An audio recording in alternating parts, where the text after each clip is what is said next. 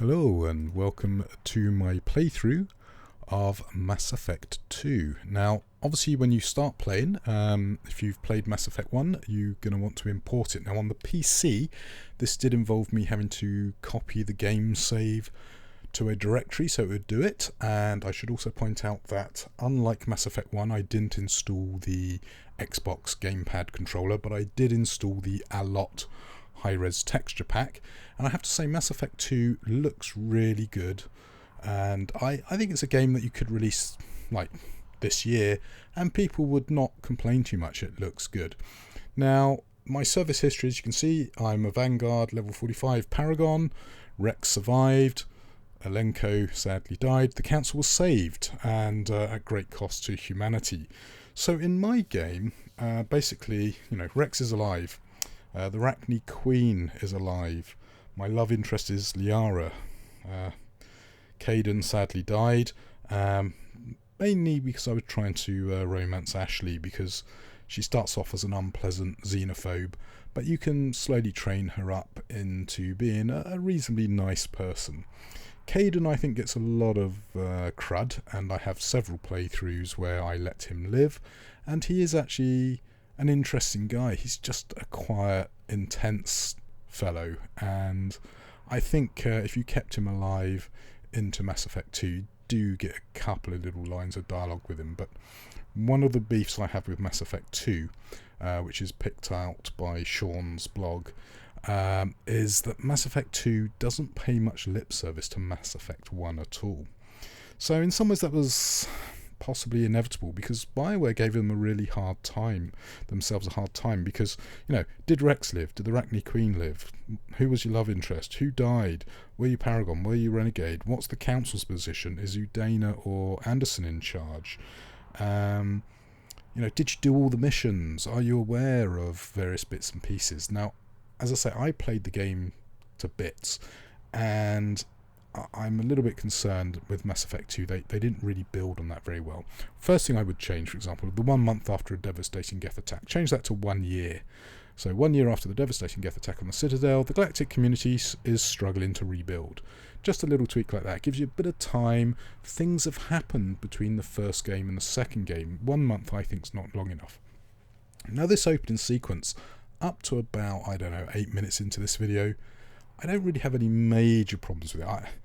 I do think it's a little bit silly what they do, because, this is a great introduction to people who've never played the game before.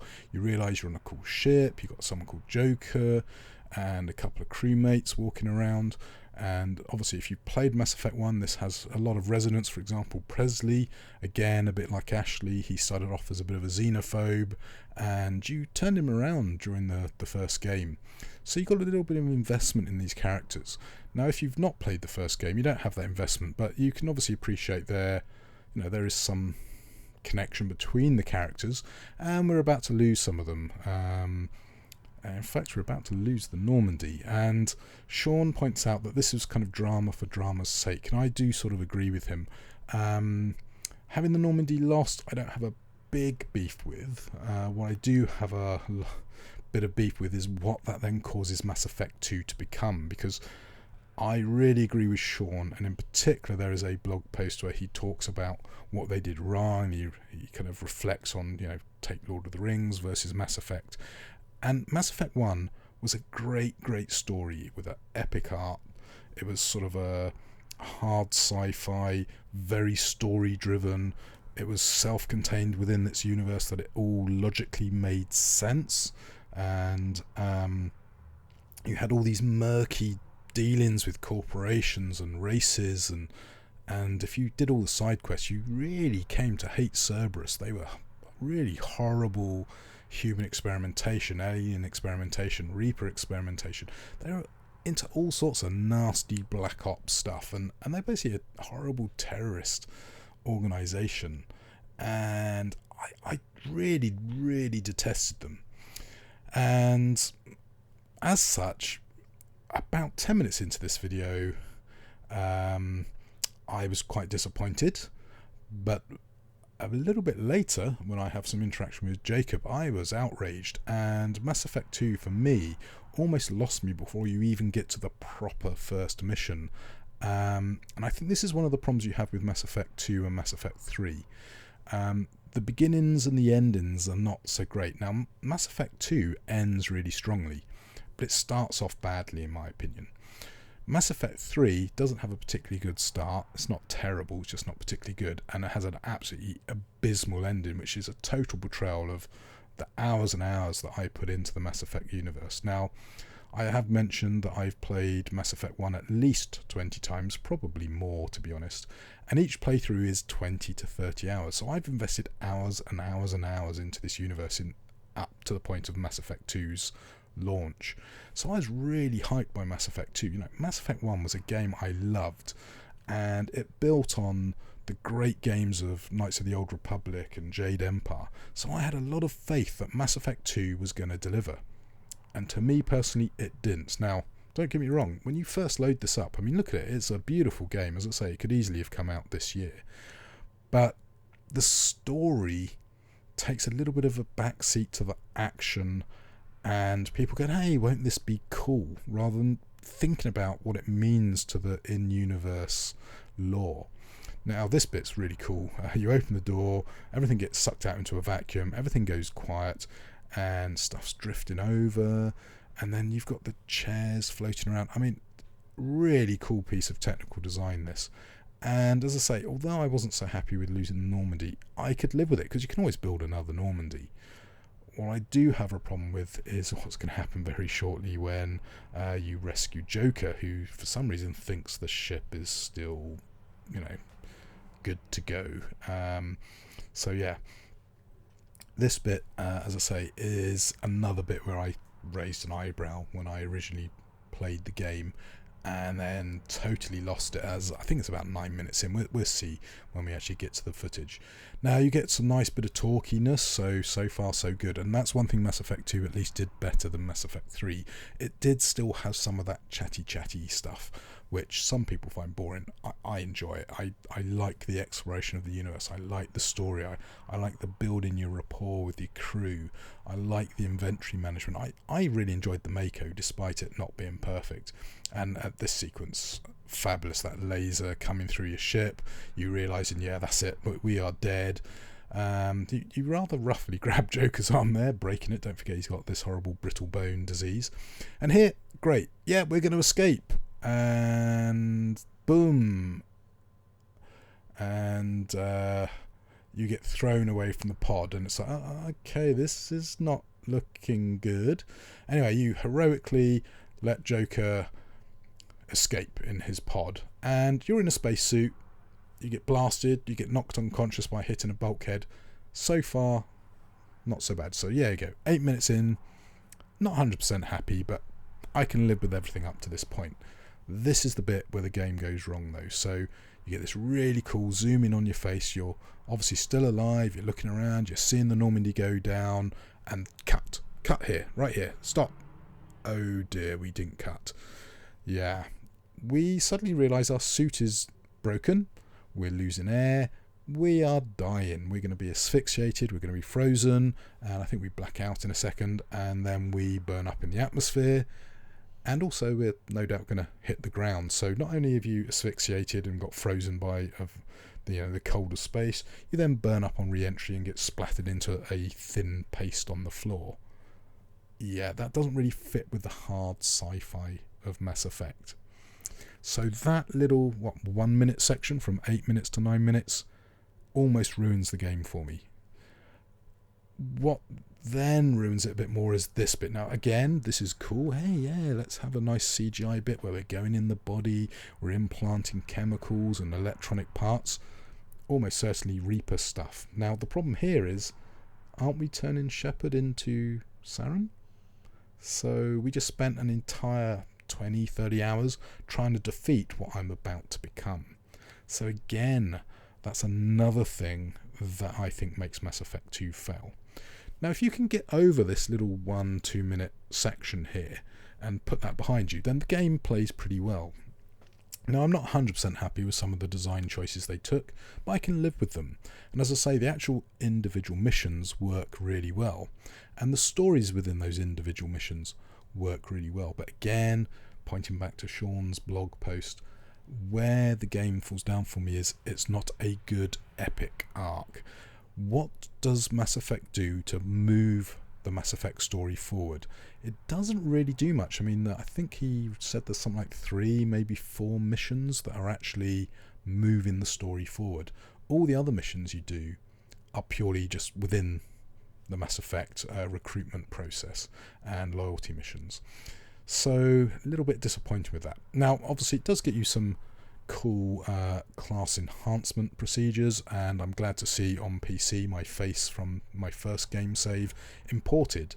On the Xbox it mangled my face, so some improvements. So 2 steps forward, 3 or 4 steps back for me with Mass Effect 2.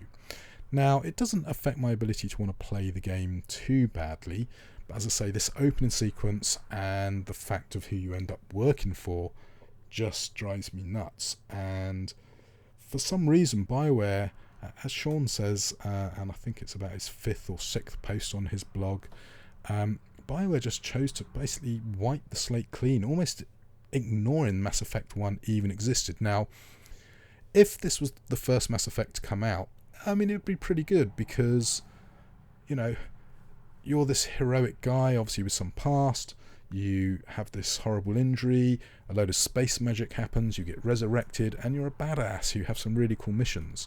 And I think this is one of the things, if you're, for example, a Sony PlayStation fan, you wouldn't have got to play Mass Effect 1, so you probably, got to play Mass Effect 2, and you don't have this background baggage that I have from 200 plus hours of playing Mass Effect 1. And as I say, the game looks great.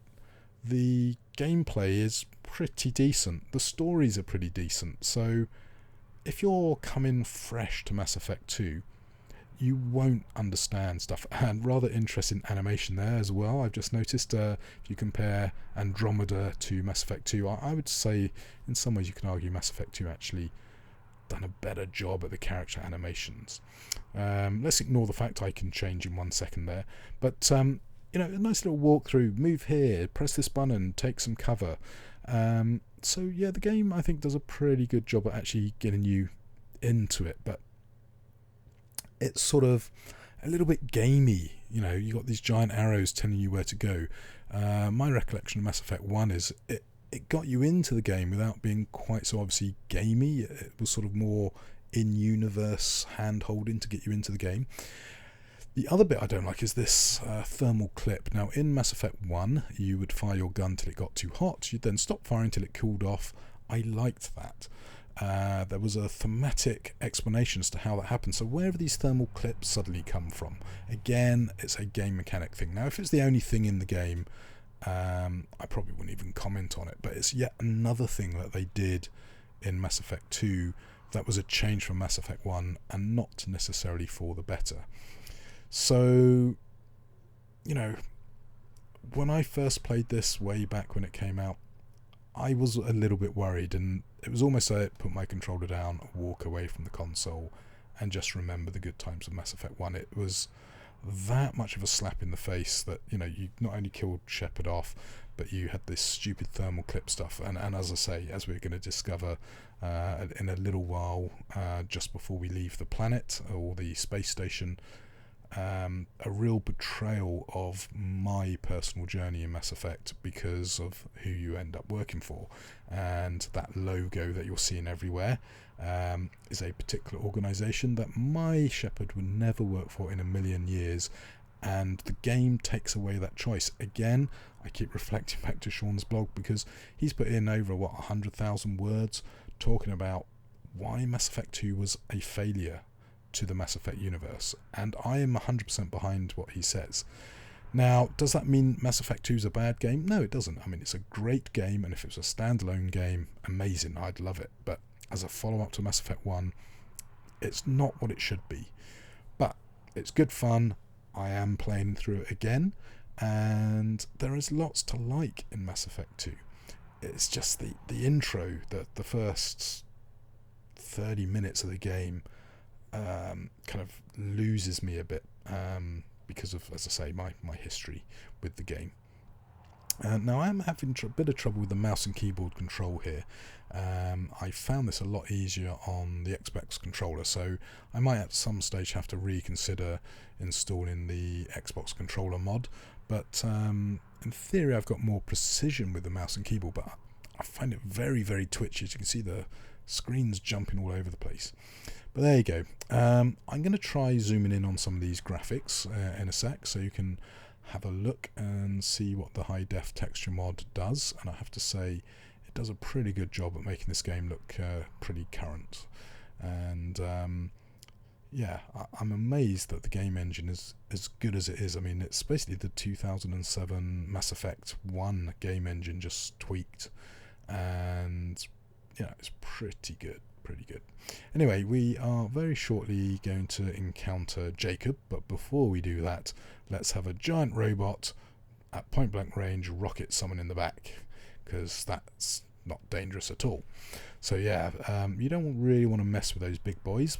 We do get a chance to later on, and we've got some really cool stuff in the background going on there with the voiceover work, which I've got the subtitles on, so we can appreciate the script without me necessarily having to listen to everything, so I can waffle on at you about my grievances with the Mass Effect 2 game. Now, as an introduction to a character goes, this isn't bad. You've got this young man here, Jacob, who is an interesting character. He is a sort of reluctant member of staff for the organisation we're working for. He has some concerns, but he's very pragmatic. It's like they're the only ones who are getting the job done. And you know, he's quite a nice character. I actually do quite enjoy Jacob. But my concern is the game introduces so many really interesting new characters rather than reusing the characters that we've got from Mass Effect 1. I mean, we had a ship, we had a crew, we had a plan, we had a deadline. We were aware of the Protheans and how they almost did it. They almost beat the Reapers. To my mind, Mass Effect 2 should be about keeping the Council on board, keeping humanity on board, going out and researching the Protheans, coming up with our improved plan to deal with the Reapers, not this run around recruiting a new bunch of crewmates so we can take out a space station, which is effectively what Mass Effect 2 is. So, as I say, a really good game, but a really disappointing sequel. To me, it is not The Empire Strikes Back to Star Wars. I think Empire Strikes Back improved on Star Wars. Mass Effect 2, whilst it technically did some things better, as a game and epic story arc, not as good. I'm sorry. Anyway, just appreciate the graphics here. I mean, as I say, bear in mind this game is 7 years old, and it still looks fabulous. Yeah, there are some problems here and there, but not too bad. But here you go. 2 years rebuilding me. How bad were my injuries? Well, you were dead. Just meat and tubes. Yeah, the space magic, as I say, doesn't really 100% sit within the lore of Mass Effect. I mean, it's not totally beyond expectation. After all, we've got like the husks. But as I say, my main concern is, why kill me off? Just have me really badly injured and in a coma for 2 years. Fair enough, but as I say, that first 8 minutes, they should have, when you were blown out of the ship, just have you pass out, not killed, not fall through the atmosphere. That was just unnecessary, over-the-top drama when you didn't need to do it. Anyway, we are getting close to the end of this video. We will continue the saga of trying to escape from the base shortly, and we will also at that point get to find out who the secret organisation is that we're working for. I'm sure you all know who it is, and as I said in part 1, if you're hoping to avoid spoilers, you're watching the wrong series of videos. This is going to be full of spoilers because I'll be talking about Mass Effect 1, Mass Effect 2 and Mass Effect 3. Anyway, as you can see here, we're basically being told, hey, all your crew's gone, few people have died, you're stuck with us, work with us. And you get to ask this question of Miranda and the elusive man in a bit, and it becomes very clear that, you know, you have no choice in here. You can't walk away from this. The game is basically telling you, this is the deal. If you want to play this game, accept facts. And if you can do that, as I say, you're in for a pretty enjoyable few hours. I've got a feeling it's 20-30 hours for Mass Effect 2 as well. However, there are several elements that we'll be talking about in future videos, because there is a lot to rant about. And as I say, if you want to read that blog post from Sean, listed in part 1, most of what he says I'm 100% in agreement with. I'd say I'm 99.5% in agreement with him in total, because there are some bits I'm prepared to let go. There's other bits that he's a bit more accepting of that I'm not so accepting of. Anyway, enough ranting for this video.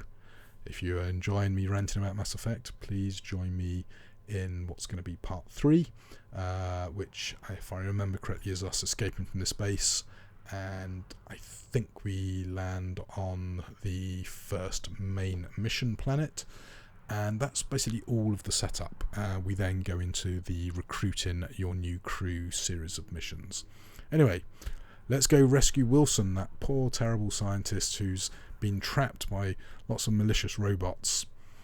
So at this point we're going to cut, and I'm going to have to load up the Cerberus key to get all my add-ons added at some point in the future as well.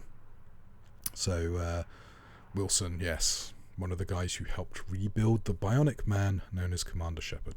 Anyway, see you in the next video.